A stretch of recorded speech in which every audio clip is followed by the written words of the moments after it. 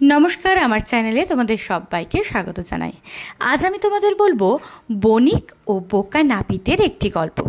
Video শুরু করার আগে বলি, যদি আমার চ্যানেলে নতুন হয়ে থাকো তাহলে চ্যানেলটাকে অবশ্যই সাবস্ক্রাইব করে রেখো। তাহলে চলো আজকের গল্প শুরু করা যাক। প্রায় 100 বছর আগে চন্দননগরে বাস করতেন এক বণিক। তিনি খুব ধনী ছিলেন, কিন্তু এক সময় ধীরে ধীরে তার সমস্ত সম্পত্তি তিনি খোয়ালেন। অবশেষে তিনি একদম দরিদ্র হয়ে পড়লেন। আগের মতো তার মনে কোনো শান্তি রইল না। এই দুঃখে তিনি একদিন ঠিক করলেন যে তার এই জীবন আর তিনি রাখবেন না, তিনি অনাহারে জীবন দেবেন। ঠিক সেই দিন রাত্রে বণিক একটি অদ্ভুত স্বপ্ন দেখলেন। তিনি দেখলেন বুদ্ধিদীপ্ত চেহারার এক সন্ন্যাসী, মস্তক মুন্ডন করা, মুখমণ্ডলে তেজোময় আলো তার সামনে দাঁড়িয়ে আছেন। বললেন, উপবাস করে মৃত্যু ডেকে আনার কথা চিন্তাও করো না, আত্মহত্যা করা মহাপাপ। আমি তোমাকে সাহায্য করব। কাল সকালে আমি তোমার বাড়ি যাব। তুমি তখন আমার মাথায় লাঠি দিয়ে আঘাত করবে, আমি সোনা হয়ে যাব। তখন তুমি আবার আগের মতো ধনী হয়ে উঠবে। পরের দিন সকালে ঘুম থেকে জেগে উঠে চিন্তিত হয়ে পড়লেন ওই বণিক। ভাবলেন, কাল রাত্রে ওটা কি একটা স্বপ্ন ছিল? স্বপ্ন কি কখনো সত্যি হয়? ঠিক সেই সময় দরজায় কে যেন ধাক্কা দিল। বণিক দরজা খুলবার জন্য উঠে ভাবলেন, যদি কাল রাত্রের স্বপ্ন সত্যি হয়। তিনি দরজা খুললেন। তার সামনে নাপিত দাঁড়িয়েছিল।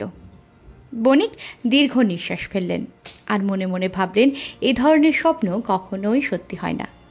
ঠিক তখনই তিনি আবার দরজায় ধাক্কা দেওয়া শুনতে পেলেন। দেখলেন, রাত্রে স্বপ্নে তিনি যে সন্ন্যাসীকে দেখেছিলেন, স্বয়ং তিনি দরজায় দাঁড়িয়ে আছেন। তখন বণিক একটি লাঠি নিলেন আর মারলেন তার মাথায়। এ কি অবাক কাণ্ড! সত্যি সত্যি সন্ন্যাসী সোনায় পরিণত হলেন। এই অলৌকিক কাণ্ডটি নাপিত নিজের চোখে দেখল। সে তো অবাক হয়ে গেল। সেই জন্য বণিক তাকে কিছু টাকা আর অল্প স্বল্প কাপড় চোপড় দিয়ে অনুরোধ করে বললেন, এখানে যা কিছু দেখলে তুমি দয়া করে তা কাউকে বলো না। নাপিত বণিককে কথা দিল এবং সেখান থেকে চলে গেল। বাড়ি গিয়ে নাপিত প্রথমেই একটা লাঠি ঠিক করে রাখল। তারপর সে ভাবল, আমি বাড়িতে অনেক সন্ন্যাসীকে নিমন্ত্রণ করব। তারপর তাদের প্রত্যেকের মাথা লাঠি দিয়ে আঘাত করব। তারপর তাদের মধ্যে কেউ একজন সোনা হয়ে গেলে আমিও বড়লোক হয়ে যাব। পরের দিন সকালে নাপিত কাছের এক বৌদ্ধ মঠে গিয়ে হাজির হলো। বৌদ্ধ মঠের সব বৌদ্ধ সন্ন্যাসীকে নাপিত নিজের বাড়িতে দুপুরবেলায় খাওয়ার জন্য নিমন্ত্রণ করল।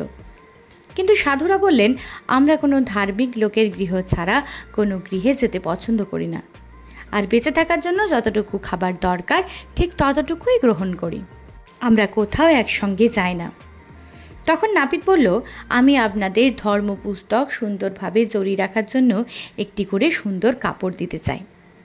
এই শুনে পরিশেষে সন্ন্যাসীরা রাজি হলেন।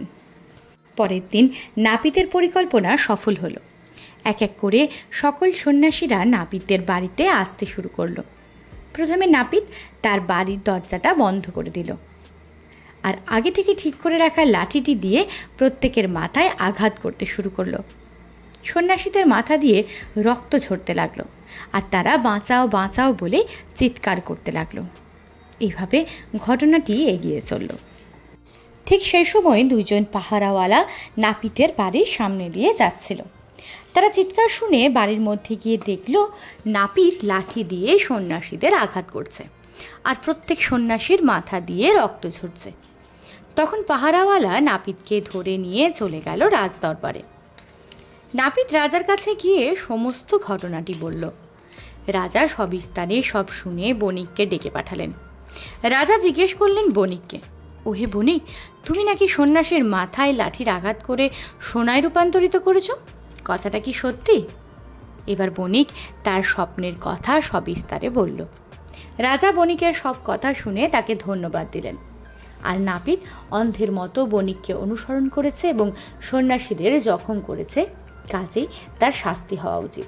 তাই রাজা তাকে বন্দিশালায় বন্দি করলেন। আজকের গল্প এই পর্যন্তই ছিল। গল্পটা ভালো লাগলে একটা লাইক করে দিও, বন্ধুদের সাথে শেয়ার করতে ভুলো না। দেখা হবে পরবর্তী ভিডিওয়ে। আজকের জন্য টাটা।